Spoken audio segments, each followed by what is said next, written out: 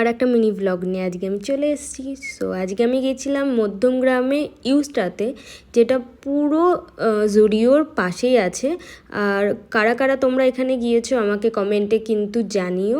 আমি গিয়েছিলাম একটু শপিং করতে। আমি বেসিক্যালি এখানে ভিডিও দেখেছিলাম ইনস্টাতে, সেটা দেখেই গিয়েছিলাম। এখানে কালেকশনগুলো খুব ভালো ছিল, খুব রিজনেবল ছিল, যেটা বলতেই হয়। আর ছেলেদের কালেকশনও খুব ভালো ছিল।